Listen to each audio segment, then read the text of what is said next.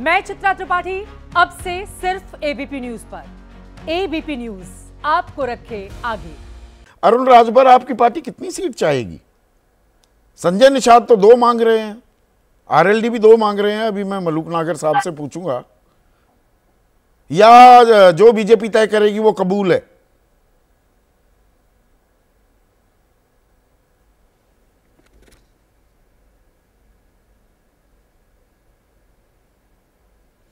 अरुण राजभर, आपको आवाज आ रही है?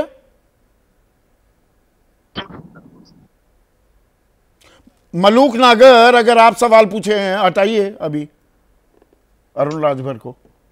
मलूक नागर, आप भी 2 सीटें चाह रहे हैं, मिलेंगी? देखिए संदीप जी, राजनीति में इच्छाएं तो होती ही हैं और सभी की होती हैं, और जो भी जिस फील्ड में होता है, चाहे पत्रकारिता का फील्ड हो, चाहे बिजनेस का हो, चाहे खेती का हो, हर व्यक्ति ये चाहता है मैं ज़्यादा से ज़्यादा चीज़ों में ज़्यादा से ज़्यादा ऊंचाइयां छूं।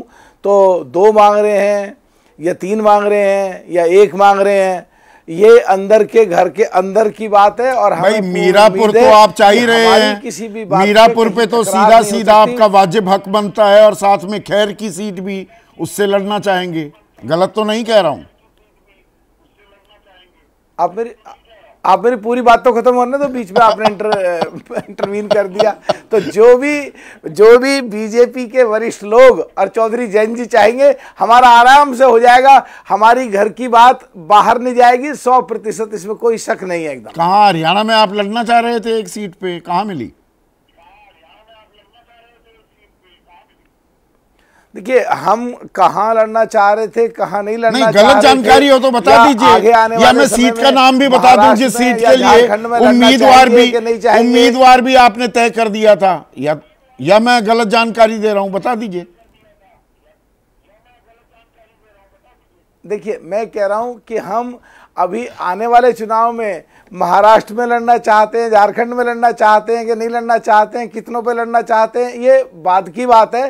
पर जो पीछे बात हुई कि हम लड़ना चाहते थे या नहीं लड़ना चाहते थे, लेकिन एक चीज़ पक्की है कि कहीं भी बात हमारी ना बाहर आई। और एक चीज़ पक्की है, चौधरी चरण सिंह जी की विचारधारा, जो माननीय प्रधानमंत्री नरेंद्र मोदी जी जो जैन जी को आगे करके पूरे देश में एक मैसेज देना चाहते हैं, जो खास करके चुनाव में वो बार बार जाट बेल्ट करके आती है, तो पूरा देश देख रहा है कि समन्वय से सारी चीजें बिल्कुल ठीक जगह पे जाती जा रही हैं, जहां माननीय नरेंद्र मोदी जी तो हर कोई उम्मीद तो हर कोई बांधता है, बाकी आप सुलटा लेंगे। अरुण राजभर, आपका भी यही है या आपकी भी कोई मांग है?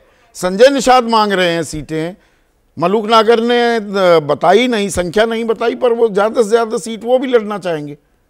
आप भी हैं कतार में, या जो बीजेपी कह देगी वैसे मान लेंगे? कोई जब राजनीति में होता है वो स्वाभाविक है कि इच्छा रखता है कि हमारी पार्टी चुनाव लड़े। वो सिर्फ नेतृत्व को इसके बारे में अवगत कराते हैं कि मौका दिया जाए, और उसके सिलसिले में कार्यक्रम भी चलाए जा रहे हैं। हमारा लक्ष्य है कि 10 विधानसभा सीटें कैसे जीती जाए, और उसके सिलसिले में हम विधानसभा वार अपने कार्यक्रम अपने दल की तरफ से चला रहे हैं। जैसा कि तमाम जो प्रभारी, कितनी सीटों पर लड़ना चाह रहे हैं आप? देखिए, सीटें 10 ही सीटें हैं।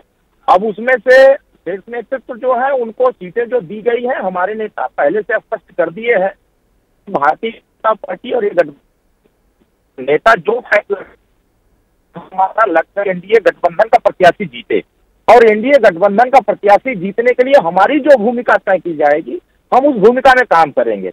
अब वो डिसीजन माननीय मुख्यमंत्री जी का है और शीर्ष नेतृत्व का है कि वो नहीं, पिछड़ा जो वोट बैंक है, जो पीडीए की राजनीति समाजवादी पार्टी करती दिखी। आप पहले समाजवादी पार्टी के खेमे में भी थे, 2022 में तो आपने पटखनी दी, लेकिन पलटवार भी करता दिखा इंडिया। पिछड़ा वोट में सेंधमारी हुई, दलित वोट में भी सेंधमारी हुई। आपकी ताकत का कुछ अंदाजा ये 10 विधानसभा सीटों के उपचुनाव भी देने वाले हैं, ये आपके लिए भी अग्नि परीक्षा होगी, जो बीजेपी के साथ घटक हैं। हमारे लिए हमेशा अग्नि परीक्षा होती है। हम लोग कोई भी चुनाव लड़ते हैं, किसी प्रकार को इस बात है कि 2024 में क्या रिजल्ट आए, तो 2024 में काट की हाड़ी बार बार नहीं चढ़ती है।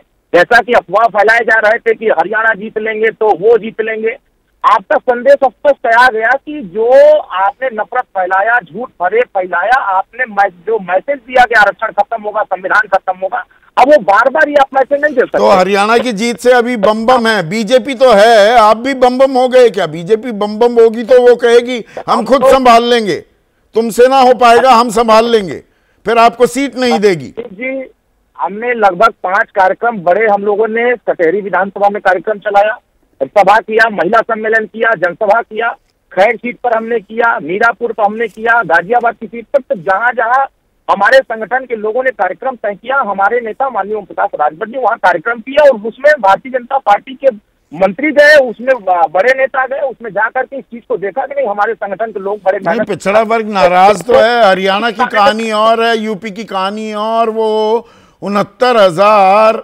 जो शिक्षक थे और जिनकी नियुक्ति पर ही सवाल उठ गए और वो 4.5 साल बाद अब नई मेरिट लिस्ट जारी होनी है, उसमें तो आपके ही नेता, और ये मैं पहले भी कह चुका हूं, आप भी उस कार्यक्रम में थे, वो कह रहे हैं कि भाई योगी आदित्यनाथ से मैंने तो 4 बार बात की थी, ये पिछड़ों के खिलाफ, दलितों के खिलाफ ये क्या हो रहा है कि नहीं जी ये अफसरों ने 16 दूनी 8 का पहाड़ा पढ़ा दिया, गलती हो गई, पिछड़ा विरोधी एक छवि बन रही है। ये भी एक बड़ी चुनौती के सामने है, चुनौती के तौर पर सामने आ रहा है क्या?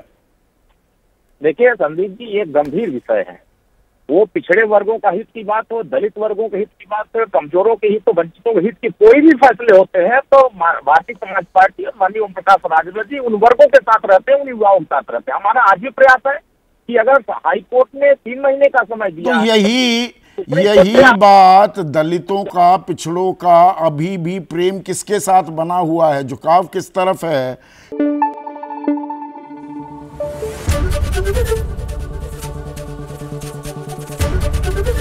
एबीपी न्यूज आपको रखे आगे।